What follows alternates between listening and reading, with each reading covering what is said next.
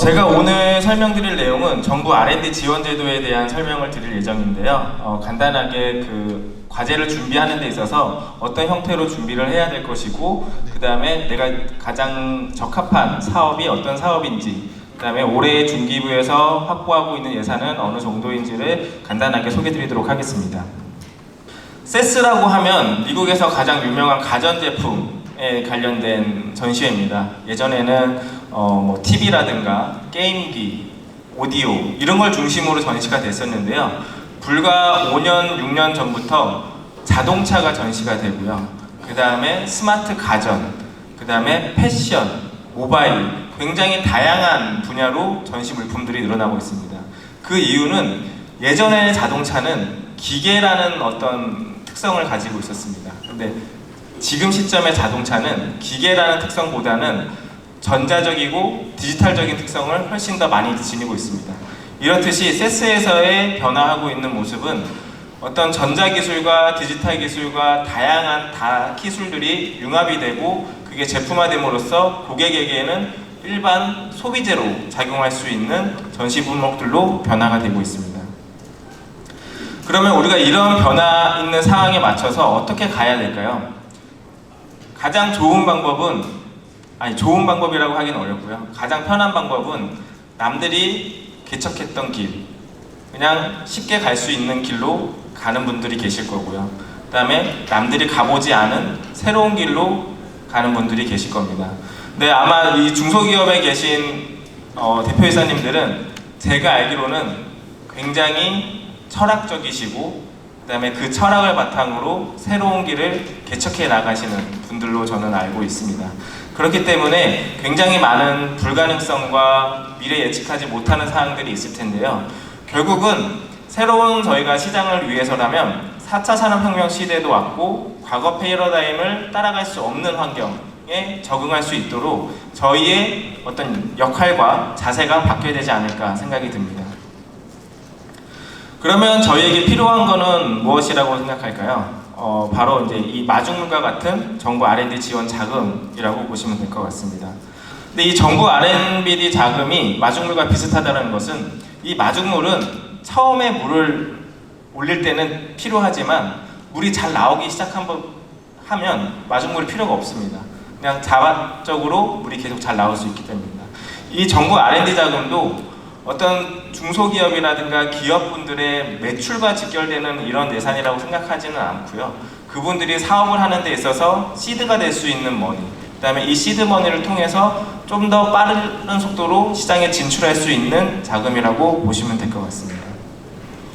그러면 국내에는 어느 정도의 예산이 잡혀 있는지 저희가 살펴보겠습니다. 우선은 19년도를 기준으로 했을 때는 18년도 12월에 발표한 국가 R&D 과제기획 선정평가 운영관리 실태 및 감사 시사점에 대한 보고서에서 출처가 나왔는데요. 19년도는 총 20조의 R&D 예산이 책정되어 있습니다.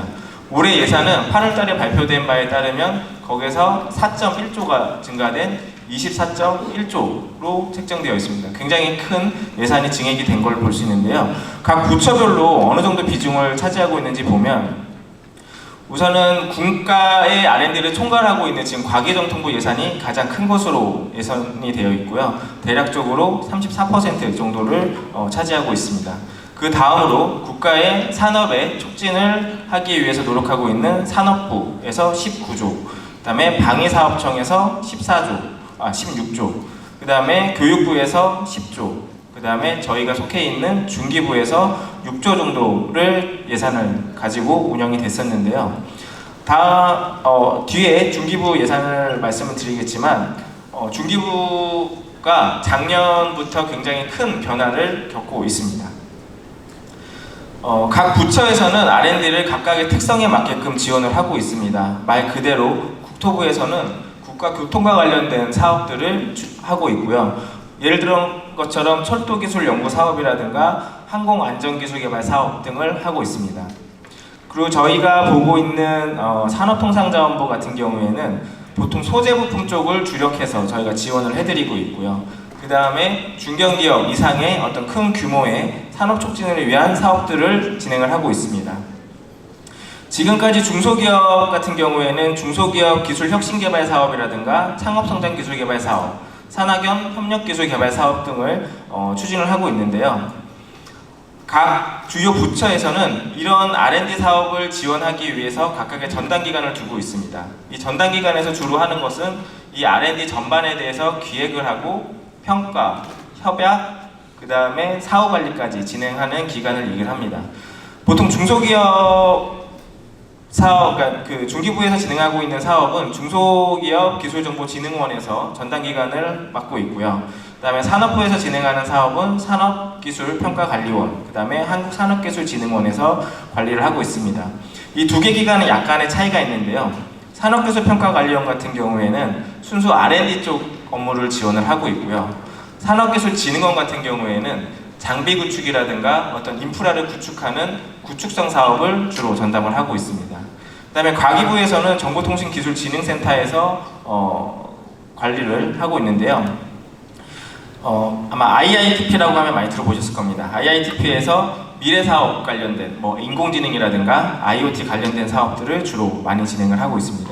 이렇듯이 각각의 부처별로 R&D 전담기관이 있는데 각 사업을 진행하기 위해서는 이 전문 전담기관의 홈페이지에 들어가시면 사업 공고라든가 이런 것들이 수시로 올라오고요. 매년 초에 1년 동안 어떤 사업이 진행될 것인지에 대한 타임테이블도 제시가 되어 있습니다. 그래서 본인이 가지고 있는 아이템에 대해서 어떤 사업으로 신청을 해야지 가장 적합하게 선정이 될 수 있는지를 파악하는 것이 먼저라고 생각을 합니다. 그럼 올해 중기부 예산에 대해서 말씀을 드리겠습니다. 그럼 올해 중기부 예산을 지원할 때는 어떤 부분들을 고려해야 되는지 살펴보면 9천억 정도로 되어 있는데요. 작년 대비해서 35% 증가한 예산입니다. 가장 큰 특징은 산업부에 있던 R&D 예산 꼭지가 중기부 쪽으로 굉장히 많이 이관이 된 것을 확인할 수가 있고요. 근데 그 예산의 꼭지를 살펴보게 되면 왼쪽에 보시는 것처럼 1번 제조혁신 및 기술 역량 강화 사업, 이 부분이 사실은 작년까지는 산업부에서 진행하던 부분이 올해부터 중기부로 넘어온 부분이라고 볼 수 있습니다. 그 다음에 여기에 나와 있는 총 8가지의 사업 꼭지 정책 방향에 대해서는 하나씩 설명드리기는 어려울 것 같고요. 이 8월 달에 저희가 정부에서 발표한 보도자료에 구체적으로 다 나와 있기 때문에 살펴보시면 좋을 것 같습니다. 제가 관심 있는 부분은 제가 디지털 쪽, 그 다음에 정보통신 쪽에 소속되어 있다 보니까 1번의 제조혁신 및 기술 역량 강화 사업에 관심을 많이 갖고 있습니다. 예를 들어서 이제 중기부에서 중점적으로 하는 거는 제조 데이터 센터를 구축을 해서 그 데이터를 활용해서 기업분들이 실제 컨설팅도 받으실 수 있고 어떤 공정이라든가 프로세서를 개선할 수 있는 어떤 기반을 마련하겠다라는 것이 하나의 핵심 꼭지라고 볼 수 있고요. 두 번째로 스마트 공장 보급 사업이 아까 말씀드린 것처럼 산업부에서 중기부로 이전이 되면서 수요 기업을 대상으로 해서 공장의 스마트화를 추진을 하고 있습니다. 그리고 세 번째로 스마트 서비스와 스마트 상점 꼭지가 있는데요. 스마트 서비스 같은 경우에는 모든 이제 기술들이 기술 단독으로만 개발되는 게 아니라 이 기술 자체를 활용한 서비스화가 이루어져야지만 실제 시장에서 인정받고 채택되는 현상들이 되고 있습니다. 근데 그 중심에는 결국 플랫폼들이 자리를 잡고 있는데요. 이 플랫폼을 중심으로 한 제품, 기술들이 잘 사용되기 위해서는 스마트 서비스가 연계가 되어야 됩니다. 그렇기 때문에 스마트 서비스 부분에 집중 투자를 하고 있고요. 그 다음에 스마트 상점이라는 것은 최근 인력 문제라든가 말씀드린 주 52시간 문제 이런 것들을 위해서 인력을 대체할 수 있는 어떤 기술들이 많이 연구가 되고 있습니다. 대표적으로 예를 드는 것이 최근에 많은 전시장이라든가 어떤 일부 카페를 가보면 로봇이 바리스타를 대신해서 커피를 타주는 그런 서비스를 하는 곳도 있습니다. 그렇듯이 어떤 센서를 구축하거나 시스템을 구축을 해서 내가 운영하고 있는 매장이라든가 어떤 공장 등을 조금 더 스마트화 시킬 수 있는 예산을 제가 알기로는 이게 한 건에 6천만 원까지 지원을 받을 수 있는 걸로 알고 있습니다. 그래서 이런 사업들을 잘 활용하시면 중소기업에서 가지고 있는 문제를 해결할 수 있는 하나의 방향으로 자리 잡을 수 있을 것 같습니다. 거의 이제 마지막인데요. 이제 성공적인 R&D를 위해서 그럼 어떤 것들을 고려해야 되느냐? 저는 이 세 가지 꼭지로 볼 수 있을 것 같습니다. 생태계 조성이 가장 중요한 것 같습니다. 그 대표적인 게 이제 한국 IoT 융합사업 협동조합. 저는 굉장히 이 협동조합의 활동과 어떤 김범진 이사장님의 그 대외 활동, 이 협동조합을 발전시키기 위한 그런 활동들을 보면서 굉장히 많은 것을 느꼈는데요. 이 생태계라는 거는 결국 어떤 하나의 플랫폼 내에서 나 혼자 경쟁해서 싸우는 게 아니라 결국 이해관계가 맞는 여러의 스테이크홀더들이 모여서 하나의 강력한 생태계를 구축하고 생태계와 생태계가 경쟁하는 시장으로 많이 바뀌었습니다. 이전에는 단일 기업과 단일 기업이 경쟁을 했다라면 지금은 얼마나 강력한 관계의 서플라이 체인을 유지하고 있는 기업이 이길 수 있느냐, 이런 부분들이 훨씬 더 중요해졌기 때문에 생태계 조성은 R&D를 하는 데 있어서 가장 중요한 부분이라고 할 수 있을 것 같습니다. 그리고 기술 차별화 및 검증 부분입니다. 저희가 항상 강조드리는 부분이 중기부 사업이든 산업부 사업이든 과기부 사업이든 R&D를 하고 나서는 공인시험 성적서를 통해서 검증을 하도록 되어 있습니다. 근데 많은 분들이 이제 저희한테 이제 의뢰를 하시는데 저희가 못 해드리는 경우가 많습니다. 네, 그거는 뒷장에서 말씀을 드리겠지만 제가 기술 차별화 및 검증을 중요하게 보는 거는 어떤 부분에 대해서 검증하고 어떤 부분에 대해서 내 제품이 차별화를 갖고 있는지 정확하게 이해를 못 하셨기 때문에 저는 이 부분을 못 한다라고 생각을 합니다. 내가 만든 제품에 대해서 내가 제일 잘하는 부분이기 때문에 다른 회사와 나의 경쟁력의 차이를 입증하려면 결국은 제3자가 참여해서 그 기술의 차별성을 입증해 주는 것이 가장 좋은 방법이라고 할 수 있고요. 특히 B2C 시장은 더욱 그 인지력이 큽니다. 사람들은 제품을 선택하는 데 있어서 어떤 제3자가 인증한 제품, 특히 저 같은 경우에는 이제 애기들이 어리다 보니까 식료품 가게에 가면 이게 유기농 인증 마크를 받았는지, 친환경 마크가 있는지 이런 것들을 굉장히 꼼꼼히 따져서 봅니다. 이렇듯이 일반 사용자들은 어떤 이 기술이 좋다 뭐 이런 테크니컬보다는 누군가가 굉장히 쉬운 표시 마크로 이거는 이만큼의 안정성을 확보하고 성능이 우수하고 이런 것들을 입증해 줄 수 있는 걸로 획득하시는 게 훨씬 더 시장 진출에 있어서 도움이 되실 거라고 생각이 들고요. 근데 인증 같은 경우에는 양날의 검입니다. 약간의 이제 규제 성격이 있습니다.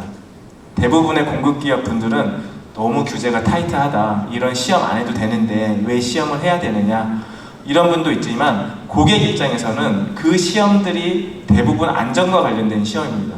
안전이 확보되지 않은 제품을 고객이 쓴다라는 것은 실제적으로 굉장히 이 시장을 혼탁하게 만들 수도 있기 때문에 국가에서 요구하는 기본적인 시험은 반드시 통과를 하셔야 되고요.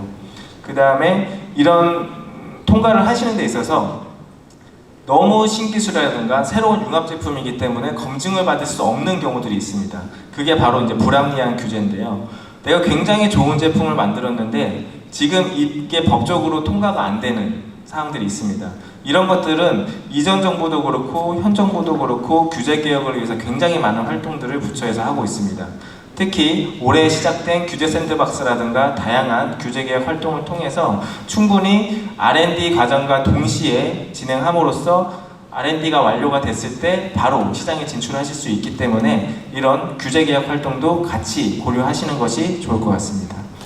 자, 마지막으로 R&D 성과 검증인데요. 저희가 아까 말씀드린 것처럼 사업계획서에 평가 항목을 적어오시고 저희한테 시험을 해달라고 하십니다. 근데 그 항목들이 시험원에서 시험할 수 없는 항목들이 대부분입니다. 그렇기 때문에 저희가 계속 추천을 드리는 거는 아예 사업계획서를 작성하시는 시점부터 시험원에다가 의뢰를 하셔서 어떤 항목을 잡아야지 내 제품에 대해서 차별화 포인트를 정략적으로 뽑을 수 있고 어떤 항목을 더 강조해야 되고 그 다음에 어떤 인증을 받으면 좋고 그 다음에 시장 진출을 위해서 리콰이어먼트가 뭔지 이런 것들을 확인하고 항목을 잡으시면 R&D가 끝나셨을 때 어떤 시험 기간에 의뢰하셔도 다 시험이 가능하신 항목이 될 수 있습니다. 그렇기 때문에 R&D가 끝나는 시점에 무턱대고 오시는 것보다는 협약 단계에서부터 한번 검토를 받으시고 항목을 정하시는 게 훨씬 더 좋을 거라고 예상이 됩니다.